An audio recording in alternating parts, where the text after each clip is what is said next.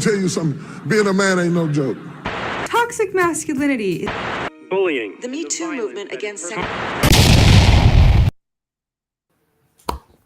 Hello. This is Andre with a Christian male perspective. Joined today by my friend John. How you doing? How you doing, man? Good. Drew's going to be joining us later. He's going on being a helpful young man and helping some family move, but he'll be with us here shortly. All right. Today's topic is a very important topic, and actually Drew was the one who was the catalyst and brought it up. Talking about mental health and anxiety, depression, all the things that we think of with mental health. But I will say this, mental health is more than just anxiety and depression. It's more than just illness. Just like you have to exercise your physical body, that's the kind of goes with the meaning of the word health. You can be positive, you can be good, you can have good, healthy habits, or you can be negative and you can have bad habits. And depending on whether you have good habits or bad habits will determine which way your health is going. I know a lot of times when we think of mental health, we think of the mental illnesses, but it's so much more than that. Right. And later on, we're going to be joined by Victoria Simmons. She's a graduate student and my beautiful wife. And she has some pretty good insights I think that would be helpful for all of us as we start figuring out how do we develop good, healthy mental health habits. John, anything you want to add into that? Well, I think mental health is necessary as for our community because you got to understand that usually as Black males, we go through a lot more adversity than any other culture. I mean, you're talking about police brutality, discrimination in the workplace, the pressures at home, providing for your family, just things that goes on in a male perspective mind and the need of that. But it's often frowned upon. So we got a long ways to go as far as mental health. The suicide rates are up, and a lot of close friends and family have died from suicide. People didn't know what was going on. Mm-hmm. But it's important to understand what mental health is and why sometimes we need to talk to somebody. In the military, I had to talk to somebody on a regular basis because of all the things that I was dealing with, and it kept me sane and kept my mental state stable. So it's something that I had to seek help for, and you can't be ashamed of that. So I think this is something that we don't talk about, and for a long time it was considered being a weak man, going to seek help. So and that's something I want to definitely dive into. I know growing up, I grew up where boys don't cry. That was I was telling my wife, if you cried in front of your peers, your other guys, and even honestly, even the girls, if you cried, if it wasn't a death in the family or you didn't break a leg, and you cried, you were ostracized from the group. When you tried to go back in, I mean, you got called everything but a child of God. I mean, it's just the way we, and I don't think it was. I don't think it was anything malicious about it. I just think it was the way things have always been. And because it was the way things have always been, we didn't know any different, right? And I'm just as guilty of that until God has worked some on me, because I know when my son was younger, my son, he's a great guy, great young man. But I remember there were times when he would cry about something and I'd be like, dude, you don't cry. You don't do that. And that could have developed some, if I would have kept going down that path, I think I could have had him, with some of the same things that I dealt with and not dealing with, for lack of a better way. That was kind of culture that I grew up in. Was it similar for you? Was it a little different? No, it was the same for me. Father, not really emotional, things of that nature. So it's something that was taught, so we just have to change that habit. And I think the young people need it more now than ever, as far as the males, They're going through a lot of situations that, the fathers are not there to help them with. So Mhm. uh, I just think the mental health needs to be discussed, because a lot of people are suffering in silence. And, that's a killer right there. So one of the things that I try to, one of the word of God, one of the things that really kind of jumps out at me is in Philippians 4, 6, and 7, it talks about these are the things you should keep your mind on. What is good, what is noble, or what is trustworthy. But in verse 7, it says this, it says, and the peace of God which transcends or goes beyond all your understanding will guard your hearts and mind in Christ Jesus. And some people, they may think it's cliche, they may think it's fake, for lack of a better term. But I can attest, when I've gone through some tough times in my life, and I've turned and I've prayed, and I've turned and I've sought the word of God, and I've turned and I've got in God's presence, it has changed the way I thought. Now, did the situation itself go away immediately? No, usually it didn't. But I was able to make it through.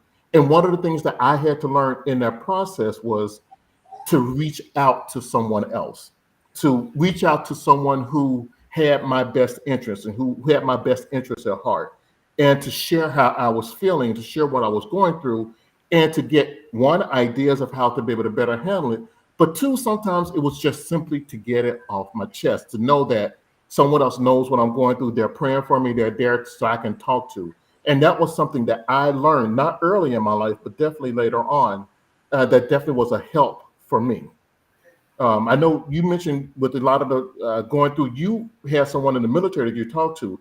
Was that something that you started early in your military career, or was it something that happened later on? Is it something that the military requires? Give us a little insight into that. No, the military frowns upon it actually. So it just got to a point where I needed to do it, and you know, being in the military, sometimes you can take stuff with you. It affects your family. So I had to make a change, as far as making those adjustments. Just the situations that you put in, the deployments, dealing with discrimination at work in the military is pretty tough. Um, so, it got to the point where I just, I had to seek the help, just to help clear my mind, just to, get on a better, mental capacity. So Mhm. it's not encouraged. I don't think mental health is ever encouraged, to be honest with you. I think we just started promoting that encouragement probably in the last 3 to 5 years. I don't think people, especially in our community, it's been, pushed. We just, like I said, been suffering in silence and Mhm. trying to do the right thing. We're working, we're trying to keep our minds occupied. That's a lot of times. You could tell when a man's stressed. Sometimes some men handle it differently. Mhm. Some men work, Yep. 24/7, keep their mind occupied and have a lot of things to do. So it's important to get that mental health uh, help that you need because, you know, you just consume yourself, Mhm. and that's not healthy for your family or God or anybody because you can't put them in order if your mental health is not right, right? You're not able to function like you're supposed to. So I I think for agree. me, it wasn't something that they talked about or encouraged. It's just Mhm. something that I had to make a decision on finally taking care of my health, for my family.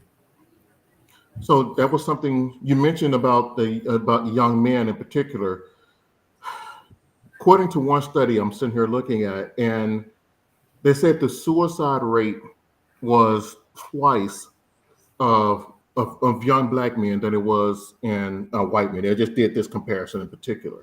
Now, if you look at the numbers, you'll kind of see it differently all the way around, but that gives you an idea of kind of what a lot of young people are dealing with young black men in particular.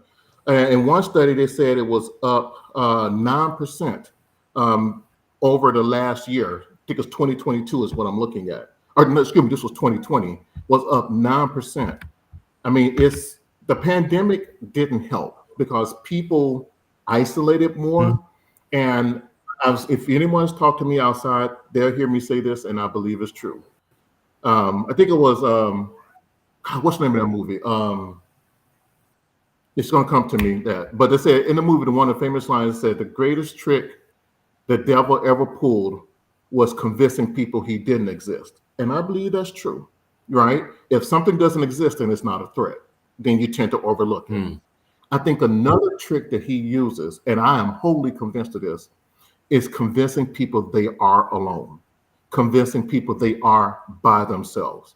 If he can convince you that you're by yourself, that no one's fighting for you, that no one can be there for you, then you're really literally fighting an uphill, even dare say losing battle, because you're fighting by, not only do you not have, the people that's supporting you, when you don't believe that God's on your side, that he's there, that he's going to be there with you and help you through, you're fighting this fight all by yourself. And to me, that is one of the greatest tricks that he pulls on people, getting them to believe that they're alone, that nobody else is going through this with them. And you know what?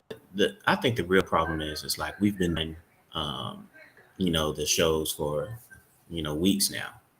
And we come up with all these topics, talk about the father not being present. We talk about to provide. But we have to talk about is like what happens, like I said, to that child that the father abandons when he's not active in the home. Because all the things that you described are what young kids go through when the father's not present. When the mother has to combat that.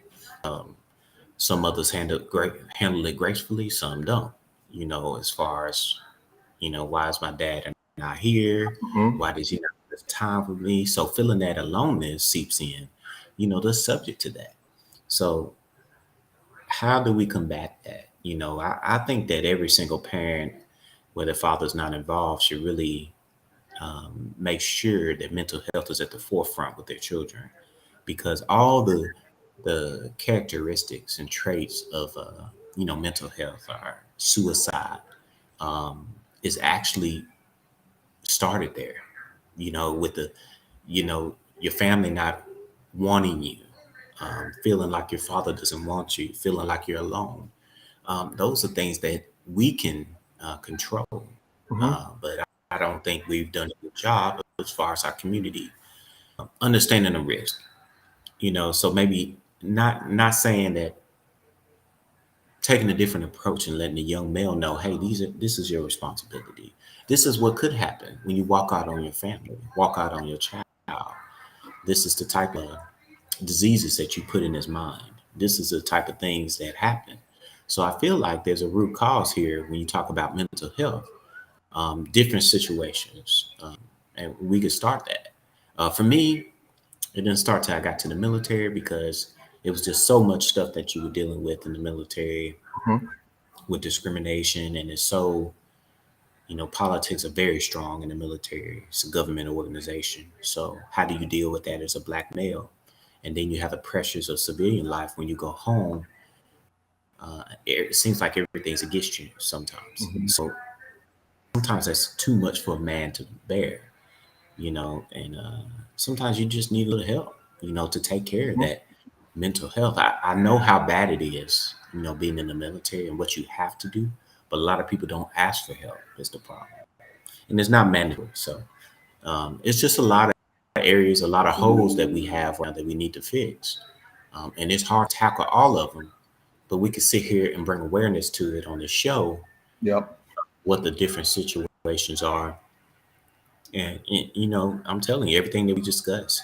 Hey, well, how does a man handle when a woman makes more than you? And what if the man is down and he can't provide like he wants to?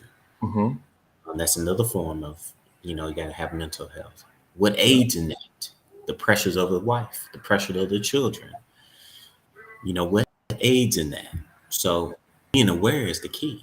As a male, I need to get some help. I'm covered down. Instead So what of thoughts seek in, that's what I think. So one of the things I'm thinking about is there's this basketball player named John Morant from the Memphis Grizzlies. And I don't know if you're much of a huge NBA fan, Yeah. but I've been watching over the last month or so. And I genuinely feel bad for the young man because it seems like he's not on the court. On the court, his play is okay. Off the court, it seems like he is in a downward spiral. Um, just a few incidents that he's had to deal with. About a month ago, they had an altercation with some of his friends, and this is all public knowledge on ESPN. They had an altercation with him and some of his friends after a game, where they supposedly red dotted, laser dotted some of the opposing team because they got into a verbal discussion. This guy, he last week, I think what it was, he got into a fight with a 17-year-old kid that was supposedly at his house playing a pickup game. He's 23, 17. That's only 6 years, but you are the adult in that situation. And last but not least, a couple of nights ago, he put on his Instagram, so it can't be denied. He put on his Instagram a video with him at a club. That wasn't the issue. He flashed what looked like a gun, and it's like this young man. Growing up, and even if you come from a fairly well-to-do family, the fact that you just got a $200+ million max contract, you just got a shoe deal, you got a lot of money coming in. You got a lot of you're operating at a different atmosphere. And I liked what Shannon Sharp from the Undisputed. One of the things he said was that you have to be mindful of the people that you hang around. And I think he said it was his granddad or something that said it. Basically, they say birds of a feather, flock together. And the guys that are around them, not necessarily saying that they're bad people, but if they're bringing about bad habits in you, then you gotta take care of yourself. So he said that he's stepping away from a couple of games, so maybe 2 or 3 days, but he's going to step away so he can learn how to deal with the stress and pressures of being an NBA player. I hate that he ended up putting himself in that situation because anytime you flash a gun, you pretty much risk someone else taking that as a threat and you getting shot or people around you getting shot. Now you got to deal with that's a legal issue, right? Go ask Ray Lewis. That's a legal issue you got to deal with when you bring guns into the situation. But the fact that he's saying, you know what, I own this, and that was probably one of the proudest things I was in. That was he didn't try to make an excuse this time. He said, yeah, I need to take a step back. I need to learn how to handle stress, and I need to learn how to handle the pressures of being now an NBA player, being the chief breadwinner, not only for my family, but for my friends and associates that are around me. So he is, to me, like a prime example of someone, if they don't take care of their mental health, if they don't learn good, healthy mental health habits, he could end up spiraling and ruining not only a promising career, but all the other people's lives that he could potentially touch. So to me, Well, I tell you what, I watched that pretty closely with John Morant. Watched his father as well, and watched his teams. So a lot of people have to understand that, when you have kids that's going to, especially athletes, and I'm speaking to these sports parents out there, it's a certain level of responsibility you have not to add pressure onto your kid. Even though your son has made it, he's done what he needs to do. It's unfair, your burden on him. Meaning, some parents can put the pressure of taking care of them and their family on a kid that's not ready yet. It's a certain way you should handle that. All the sports parents out there got kids, and they're using their kids to live out their dreams and bring up their financial status. Now, I understand it to a point. If you got a single mother out there, I understand. It's natural for a man to take care of a woman, and those guys are going to take care of them. But if a father in the household, yes, it's good to be blessed by your son and pay it back. But to live off him 100%, I'm in disagreement with that, because the pressure that he has, you know, to be good, the pressures that he got to play every night well because he ain't gonna be able to feed his family. The pressure that he has to take care of all his cousins and nephews that's asking for money. How does he turn that down? A kid doesn't know how to deal with that. He goes from nothing to something. And, you know, that's hard on the kid. Now, as far as the balance, I think that's where the father should step in, because I see him at every game. So I expect to see him show up in his life like he does the games. You know, so where is he at? Your son making these mistakes, but you're at the game in front of the cameras. You know, that shows me that your priorities as a man are not together. It seems like you're there every day when you're at the games. But when he's doing stuff like this, going to the club, flashing a gun, he's playing pickup ball with a 17-year-old. Where's the father that advising him to say this is not a good decision? Where is that? You know, we assume that he's there because we see him at every game. He wants to be with the shades. He wants the time life. He wants to be sitting with the celebrities. He wants to talk crazy to the celebrities. He wants to do that. But when it comes down to it, when it comes to advice, mentoring, nowhere to be found. We got a kid out there making all types of mistakes. That's pressure. You know, That is. How does he feel about that? You know, how does he feel like his father's using him, you know, and not advising him? It's all type of things that you could spin on that. And to me, the responsibility is with the parent to give him that foundation, to remove myself and say, let me get somebody else that needs to be in his life that knows what's going on. I want him to be successful. So, you know, I'm just speaking to those sports parents out there that's putting too much pressure on their children because they want them to make it so bad, you know. And I'm not going to call any names, but I know a young man that went to the NBA and, you know, he got a great contract.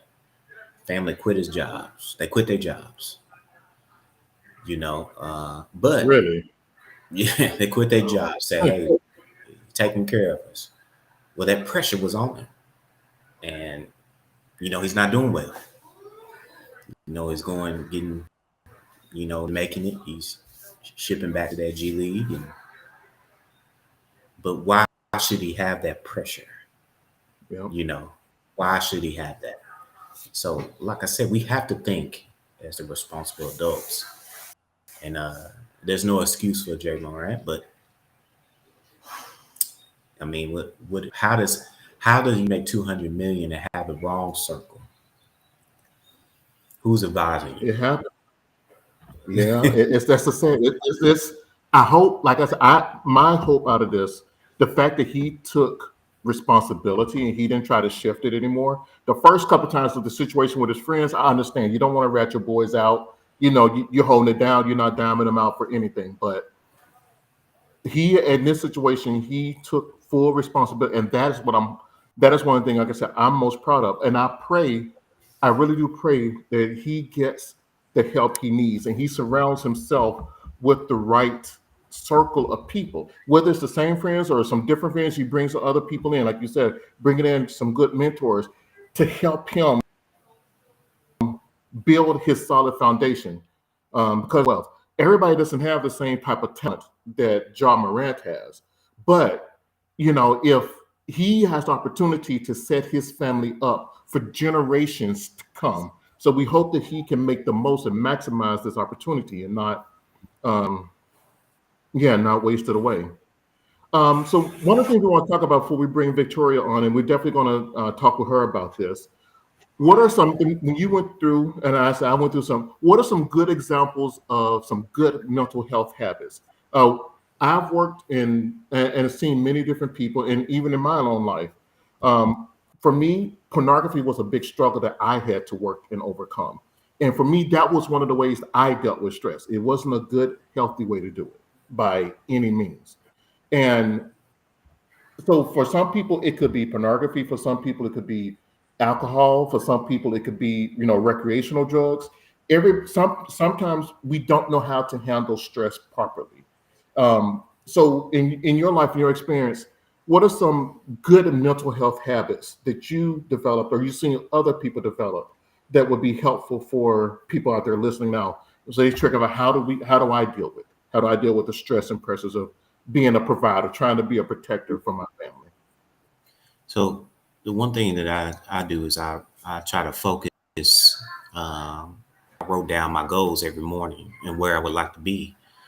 And I just kept a journal and wrote that down every morning, and I tried to stay selfless, not be selfish. And I try to give back. Giving back kind of heals the soul or heals the heart when you can do a good deed. When you can do something good, it makes you feel so much better. When you can give back to the community, when you can help somebody in need. And that's kind of what I focused on. I write down, hey, this is the type of person I want to be. Just write my goals out. This is what I want to do. This type of man I want to be. I'm going to try to bless about 3 people this week. Try to help somebody. Just write those things down. And every morning I did that. And then at night, I just read a scripture, listened to motivational speakers. I had them in my headphones, and that's how I would relax, listening to the motivational speakers, doing those things, writing down my goals, staying focused. So that is something that I did that was healthy. Exercising is always good to take your mind off things. The stress is one of the things that everybody does, exercising. But exercises in a combination with those things is always great. I didn't really when I retired, I didn't really believe in those emotional support dogs until I got one. I didn't get them for emotional support. But man, I enjoy taking care of this dog. I get up at 4:30, 5 o'clock every morning. And I get relaxed because I get to play with him. We go on that walk. It kind of just calms me down and just being with him and, making me feel, just relieving my stress. So that's one too that I just found out about, cane corso, of course. But I mean, those things are healthy things that I've done to deal with the mental health aspect, and seeing a counselor, having to see a counselor and kind of talking to somebody other than, your wife. Sometimes you just can't, you just got to talk to somebody. Right. So that was great. So those are the things that I did. Now, unhealthy, I work. So I deal with my stress every minute a day. I mean, I could work 2 jobs, 3 jobs, always find in school, full time, just keeping myself busy, no downtime, Monday through Sunday, just going. No Sabbath. No, nothing, just going, keep going.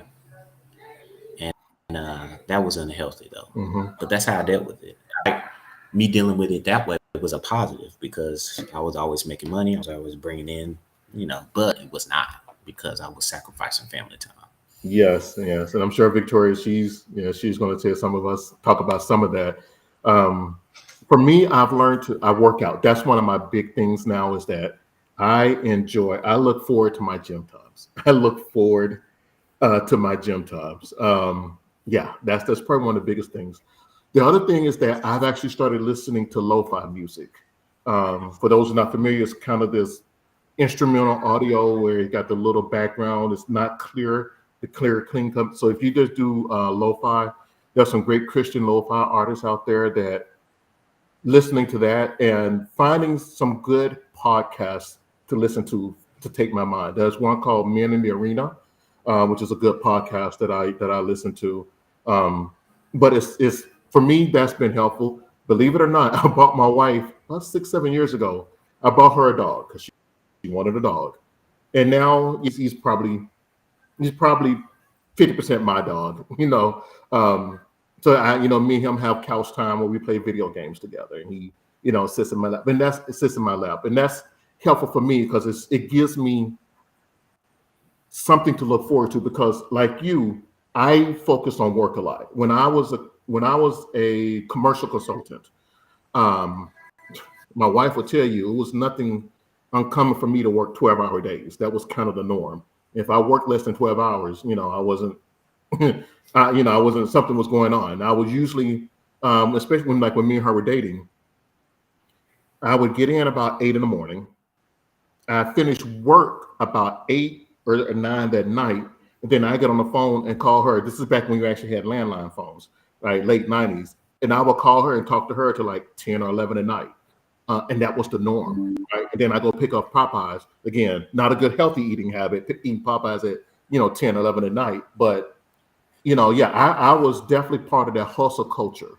And I know a lot of us guys, we can throw ourselves into work, very easily, because we know that we have an innate sense to provide.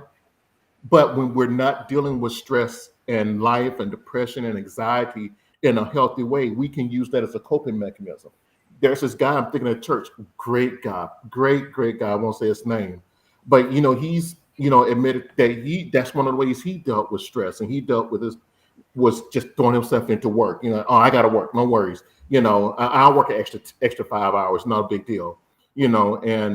But he recognized that he was doing that to avoid dealing with situations and problems, at home and in his life. So God blessed him. He turned it around. Great man of God. Actually, someone I look up to very much. So it's something that we as men, it's an easy thing for us to do, to throw ourselves into work, or, and I hate to say it, some of these other habits like pornography, like alcohol, like drugs. But those are not good, healthy habits, because not only will they affect you physically, they definitely affect you spiritually and mentally as well. All right. Right. At this time, we're going to bring on Victoria.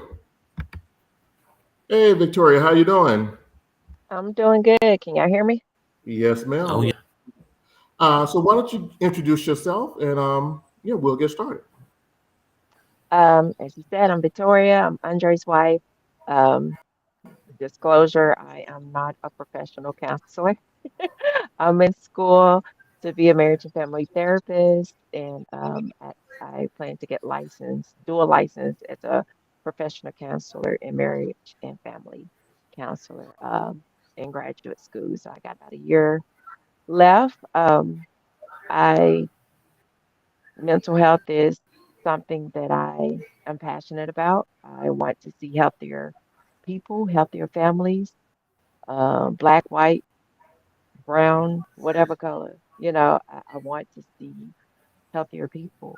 And so I struggled myself with mental health issues, mental illnesses, and I was just like, it doesn't have to be this way. Getting to that realization that there are tools out there that we can use. We can use our testimony to help other people, and those who are meant to be helpers should help. So that's kind of where I am. I have a paper that just got published, a research article got published in the Journal of Graduate Education and Research, and it actually talked about ethnicity and evaluating how different ethnicities seek their attitude towards seeking mental health. So that was something. I do appreciate everyone who filled out those surveys. I know I was sending out messages. I was asking, can you just fill out the form for me? So I do want to give a shout out to everyone who did help, and it was able to get published. Okay.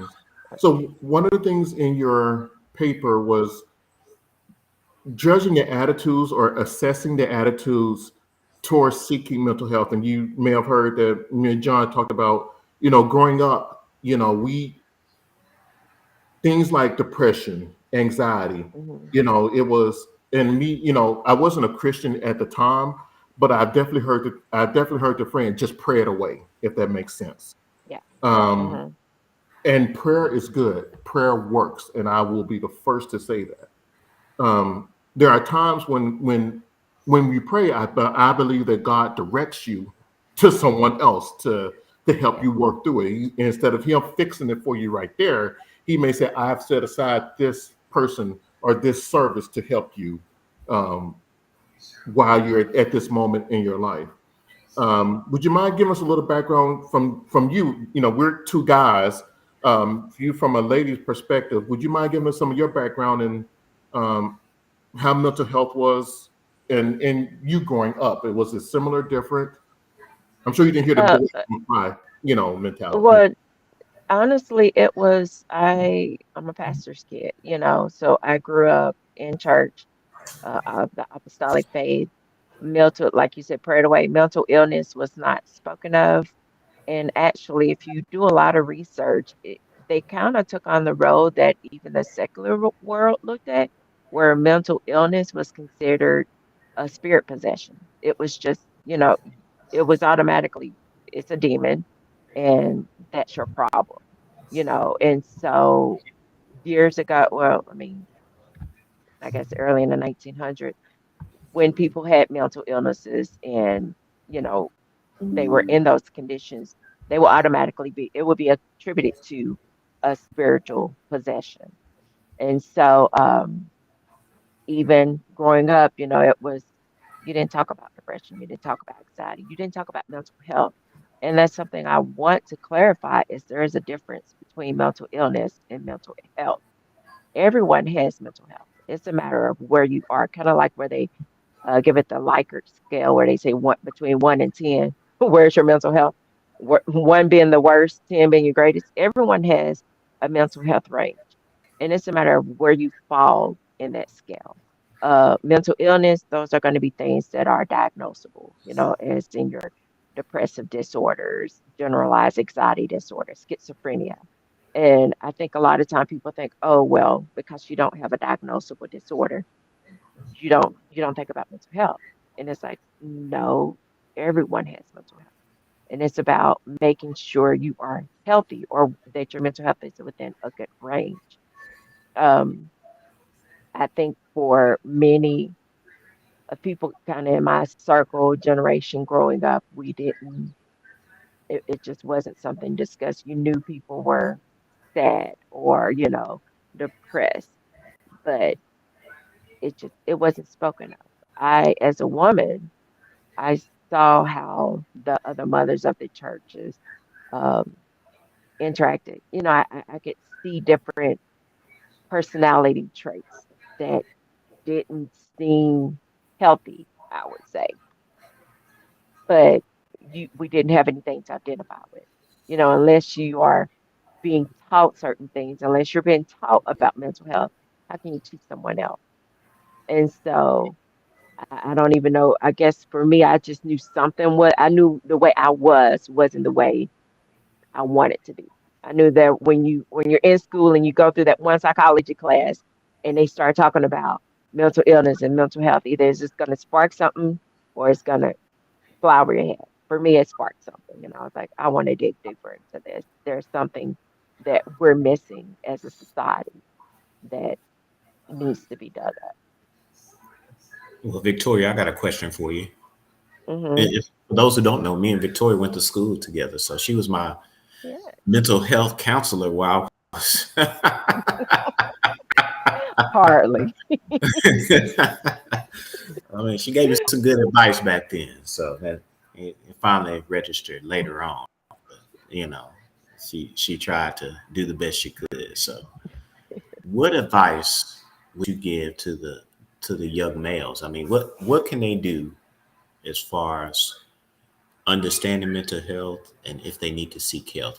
What kind of insights have you learned or tactics have you learned from doing your research? What are the signs? What do we have problems with as far as I know that one thing that men are good at masking Yeah, that they can kind of fake it with the best of them. You yeah. know, so how do you break that It's down?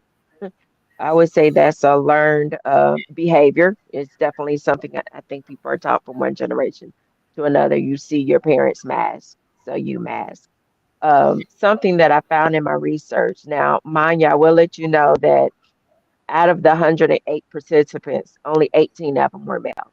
I only got 18 responses from the male population and 89 from female. So that And makes on me my think for face, yourself, right? So could that could be saying yeah, something to yourself? Yeah. that in itself, it was on social media platforms. It was shared to multiple people. I mean, probably say, yeah, I do have more female friends than male friends. So, I mean, it's always wise that number skewed, but the comfortability about even discussing mental health among the male population is always going to be different. Um, the one of the things I found is that Black people as a whole tend to seek mental health services from like your family physician. They don't go to mental health services. They go to the hospital and they say they have anxiety. And unfortunately, since it's so easy for you to go and just say, I have this, and a doctor prescribe it, that's who they go for their mental health services. Um, and that's for those who are seeking help. There's a lot who don't. They might depend on their friend or their, you know, uh, um, pastor, or in which are all good sources. But there is a point in time where it's more than just I need to talk to my pastor, where there is a mental illness that you are working through. Um, One of the things that I kind of use to gauge is if it's something that you are constant, it's a day and night, you're having to work through it, you probably need to seek deeper help. Um, if it's something family, your spouse, whether it's a young man that it's affecting how you treat your parents, it's affecting how you treat your sister or your brother, it's affecting how you treat your friends. Then a lot of time people say, dude, what's wrong with your attitude? Especially when you have more than one person telling you what's wrong with you, then you might need to start going, okay, let me evaluate what is going on. If it's a stress that's occurring every day, then go out and seek the help. Of course, you got to worry about insurance or you got to worry about finding the right provider.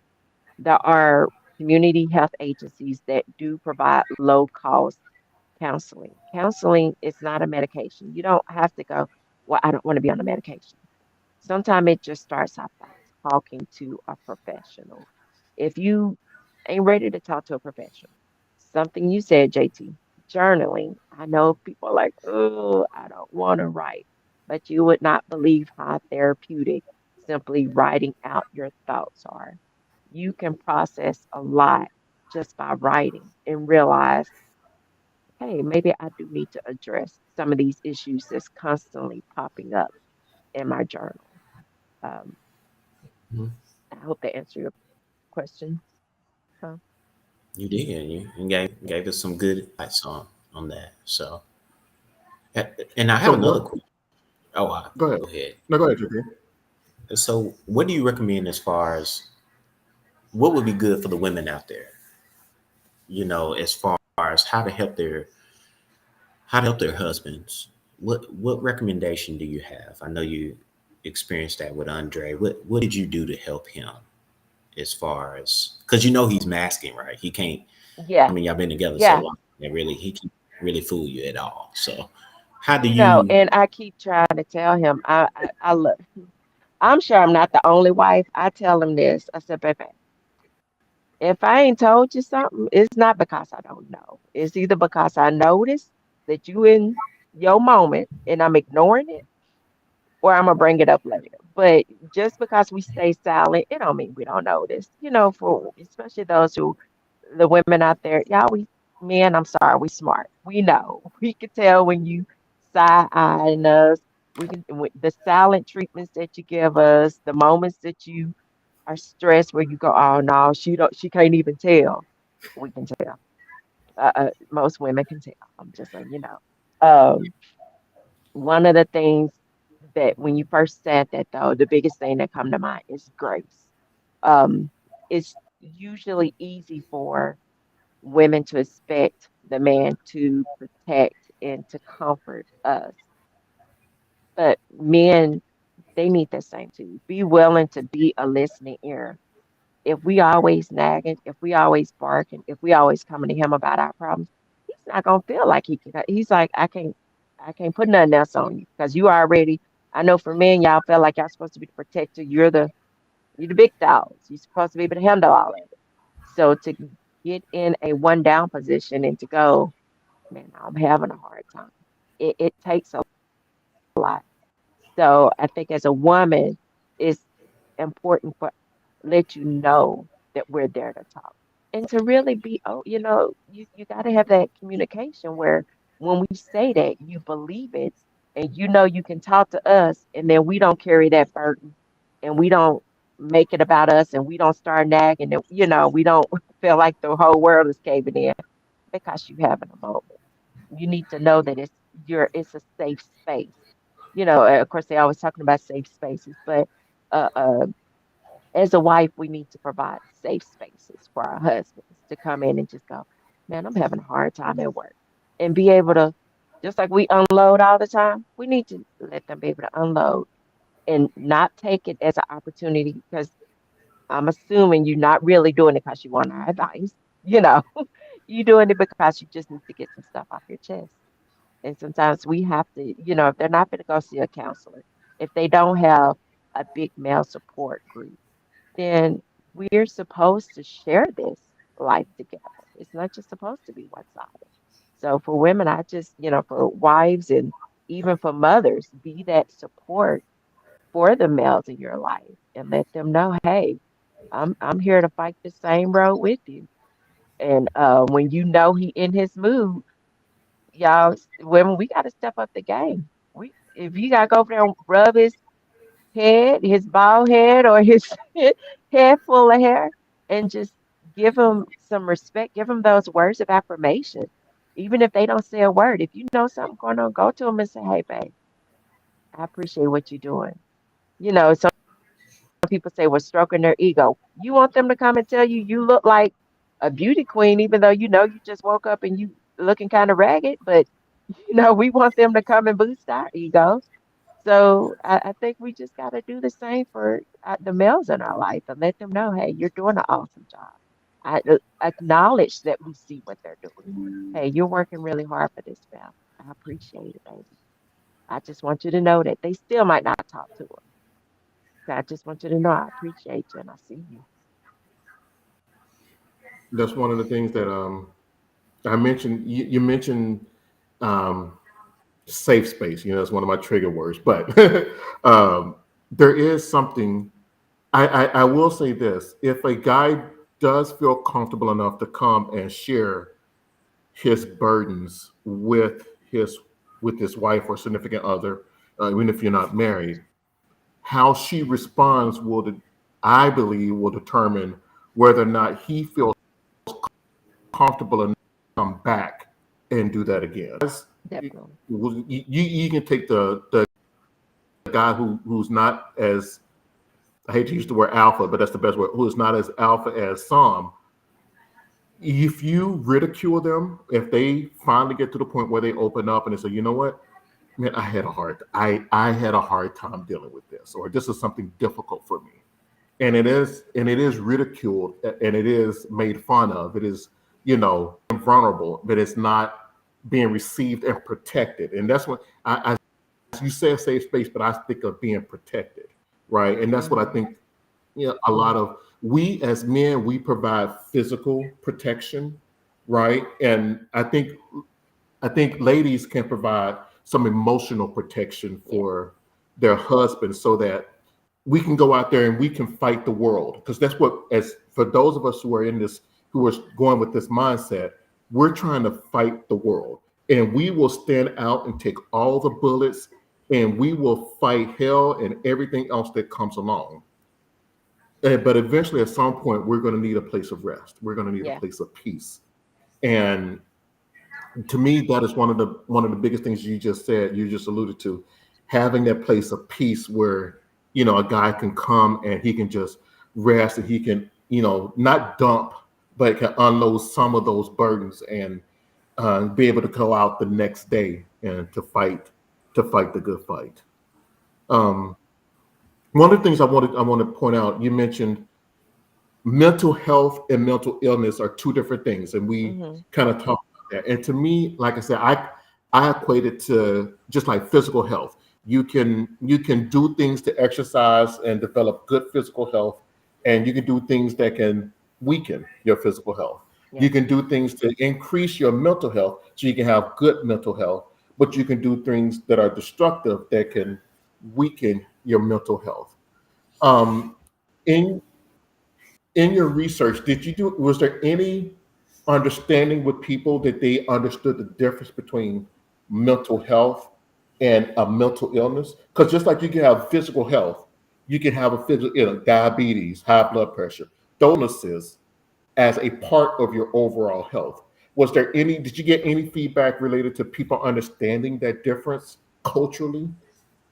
Well, my research mainly focused on people's attitude towards seeking help in between ethnicity. So I looked at more so because we know that there's a discrepancy between African Americans and non-Black, non-African Americans.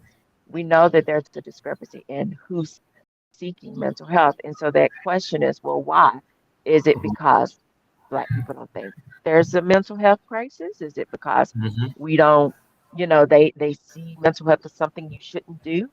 And according to the data, again, this is just my one research, there was not a significant difference between how Black people view seeking mental health and white people, or non-Blacks, actually, because the non-Black include Asian and Latinos.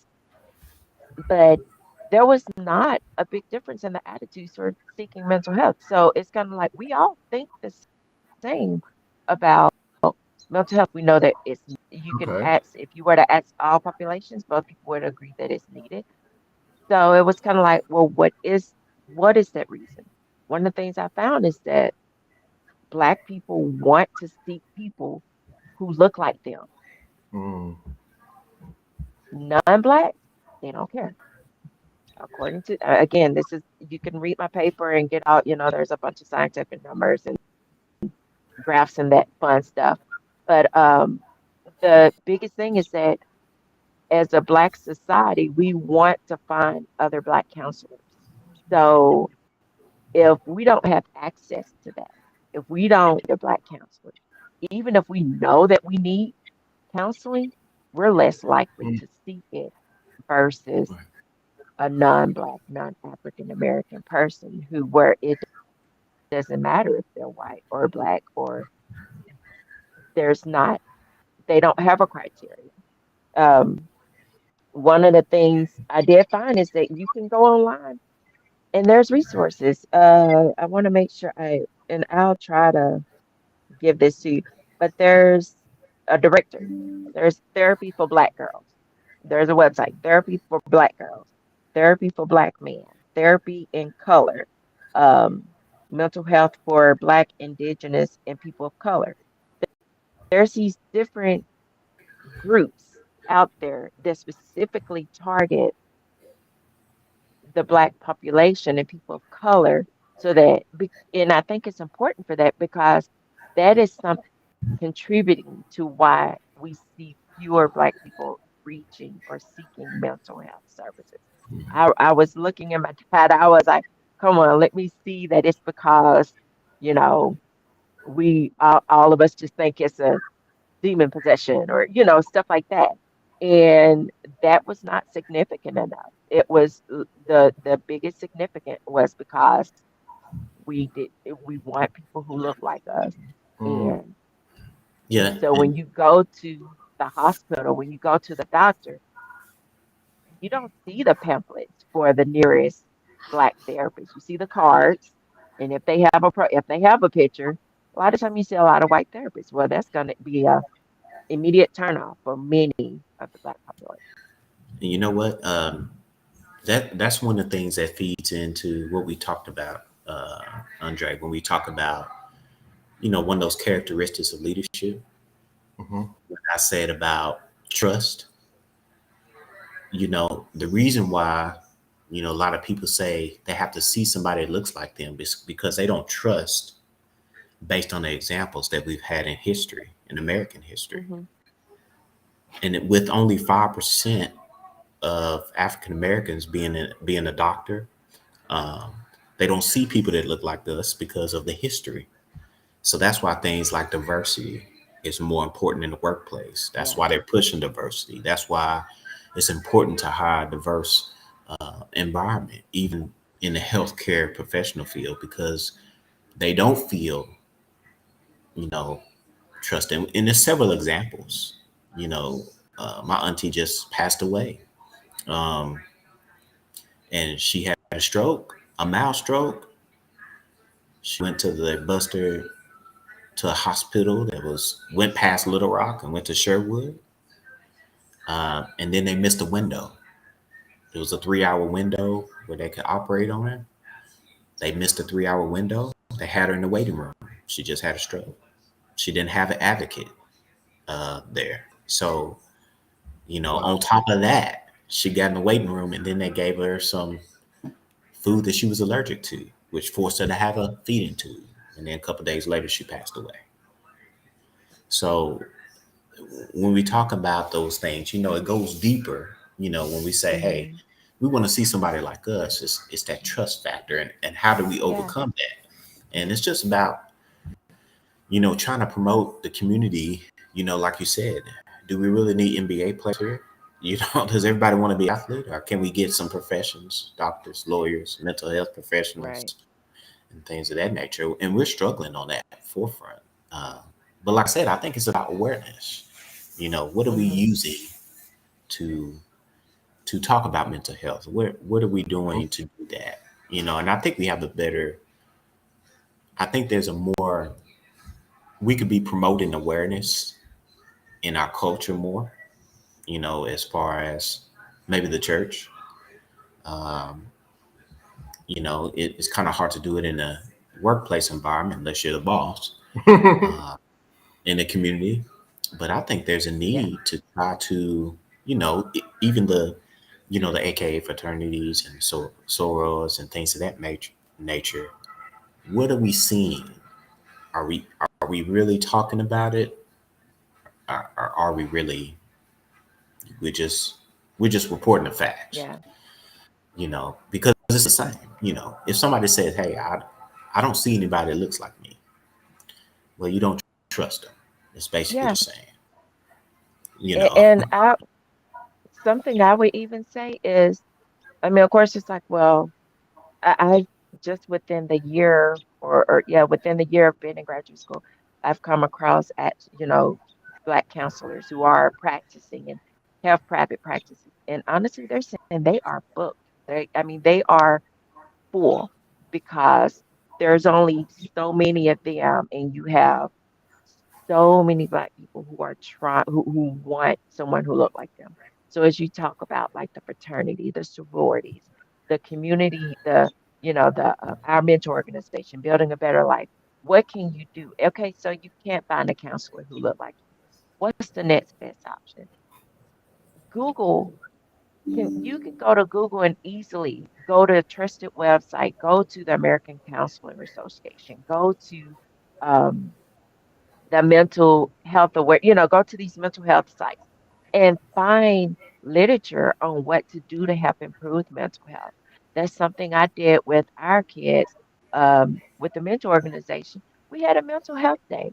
It's like, no, I'm not a counselor yet. I can't provide officially provide counseling to these kids, but I can teach them about mental health. I can teach them about meditating and learning how to take time out of your day and do deep breathing techniques. This is stuff you don't have to have a degree in order to learn. There's so many sources out there that you can simply just go read. If you want to be a leader, if you're somebody who's saying, hey, I care about the next generation, go read up on this stuff. Don't just think about suicide prevention during suicide prevention month, suicide awareness month. they, do this stuff throughout the year where you're teaching these young people, hey, be aware of this stuff. Whenever you start having these thoughts, tell a safe adult. Don't make them think, oh well, I'm not in counseling and I don't have anybody who look like I'm doomed. No, find a trusted adult that you can talk to. Talk to a Mhm. teacher. Talk to a mentor, someone at church, an uncle or aunt. There's somebody need to be safe. Talk to you. There should be somebody safe for them to talk to help guide them through this. And like I said, there are those sites like therapy for black girls and therapy for black men. So, I mean, if you aren't sure, look them up and see if there's someone in your area.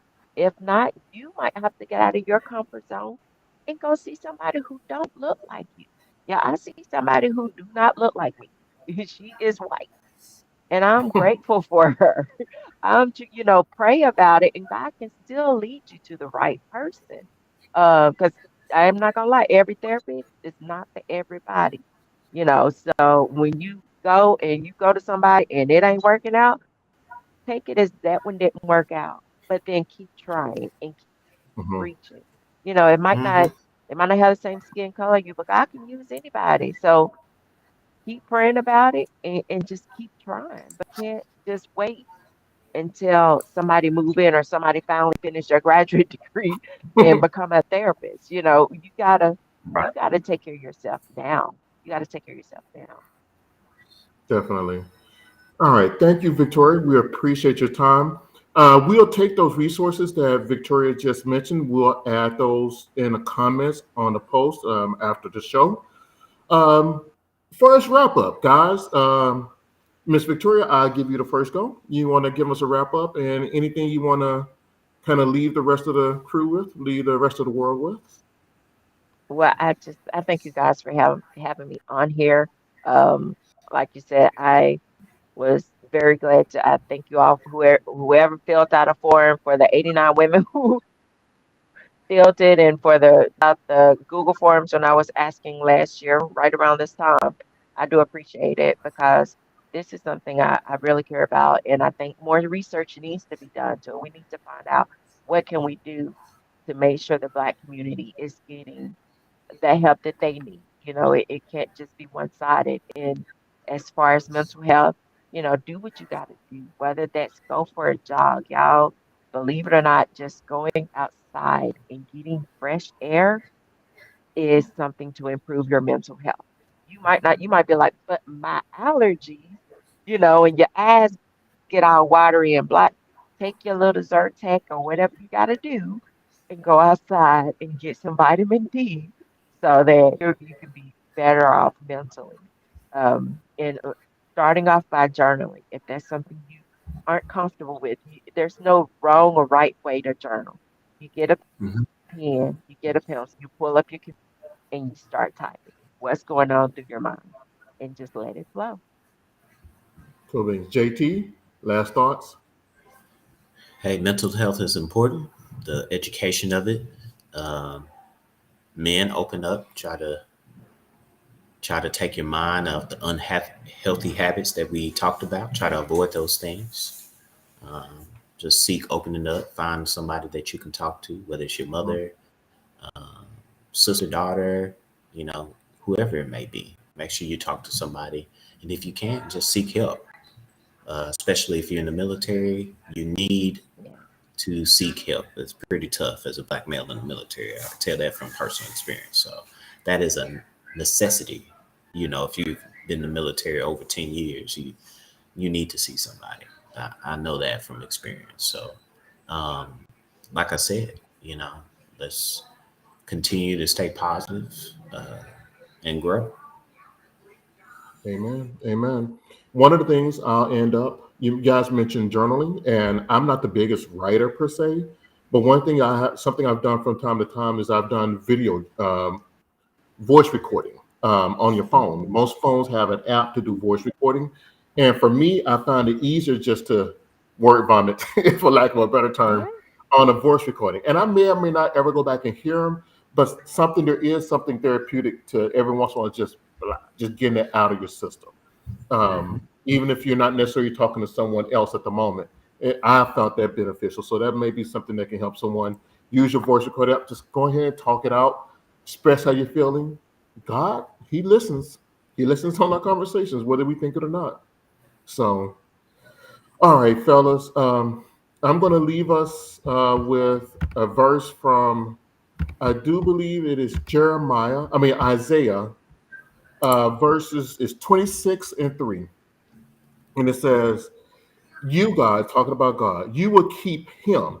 Him is whoever, you, me, whoever it is. God, you will keep him in perfect peace, whose mind is stayed on you, because he trusts in you. That's Isaiah 26 and 3. God will keep our minds in perfect peace if we keep our minds on him and we keep our trust in him. Matthew 6 and 33, which is one of my life verses, says it's something like this. Seek first the kingdom of God and all his righteousness. And then all these things, Jesus was talking about food, clothing, shelter. I even throw mental health in that. All of these things will be provided for you. So if we seek, and I'm a believer in this, I'm a testimony, if we seek God first, he will help keep our mind in that type of peace. Peace we don't understand always. People will look and see what we're going through. They won't always understand it. And frankly, we may not always understand it.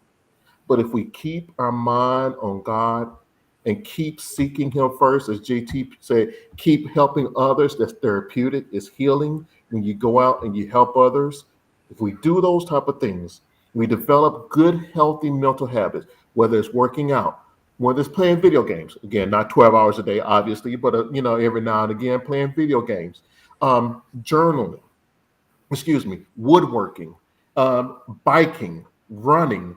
Those are some good, healthy habits that we can use to increase our mental health, good ways of dealing with stress, dealing with depression, dealing with anxiety.